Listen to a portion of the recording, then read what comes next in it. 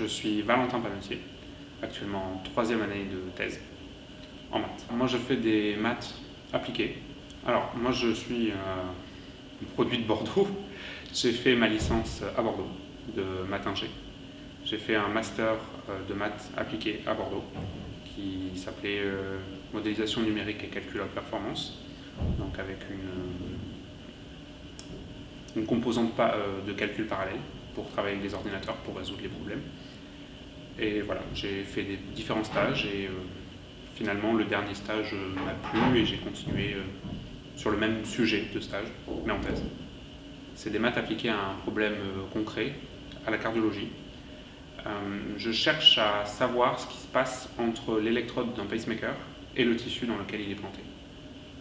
Ce qui est bien avec ce que j'étudie aujourd'hui en thèse, c'est appliqué à un problème médical.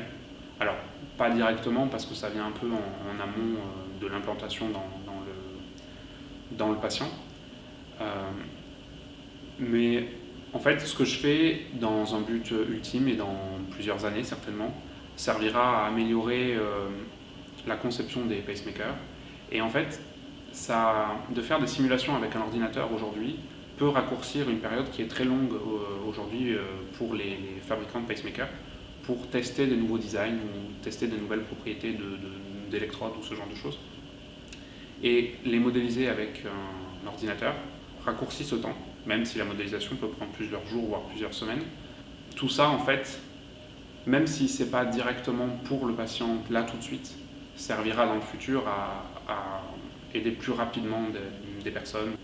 Après la thèse, il y a plusieurs branches qui s'offrent, plusieurs voies qui s'offrent.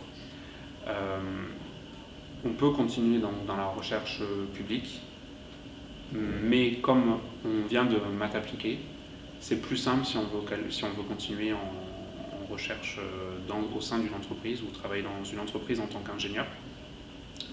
Aujourd'hui, je ne sais pas avec certitude ce que je veux faire après, mais ça peut être l'un des deux et ça sera selon les opportunités. Alors, c'est peut-être pour toutes les personnes qui sont actuellement au collège ou les lycéens. Les maths, c'est pas forcément la matière la mieux vue au lycée ou au collège. En fait, ce qu'on voit au lycée ou au collège, c'est les outils de base de ce qui sert après. Mais avec les maths, on ne fait pas que du calcul de nombres et de lettres pour ceux qui ont avancé suffisamment loin. Derrière, en maths appliquées, on applique ça à des problèmes issus de la physique, de la biologie ou de la chimie ou d'autres matières, d'autres domaines que j'oublie.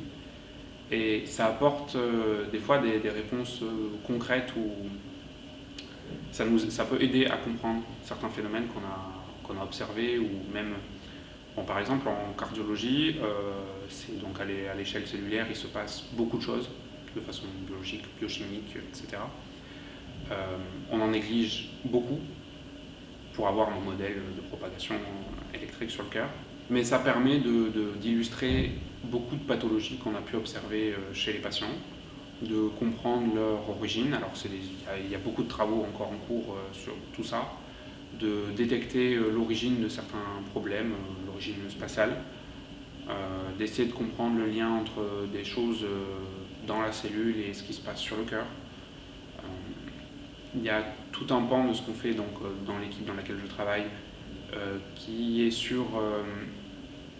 à partir d'un électrocardiogramme qui est mesuré sur le torse du patient, essayer de comprendre ce qui peut se passer sur le cœur sans avoir à ouvrir le patient. Voilà. Et ça fait appel à beaucoup d'outils de maths, à un champ très large. Mais je pense que c'est stimulant du moins, c'est bien de souligner pour les gens qui n'ont pas encore abordé tous ces outils et qui ne voient pas bien à quoi ça peut bien servir les maths, à part être la matière ou à l'école qui nous embête. Les maths servent dans beaucoup de choses. Là, dans les mathématiques appliquées, mais pour la conception d'ordinateur ou comment fonctionne un ordinateur ou comment envoyer une fusée dans l'espace, tout ça, c'est des maths derrière. Et je pense que c'est important d'illustrer, parce que c'est ça qui va donner envie, en fait.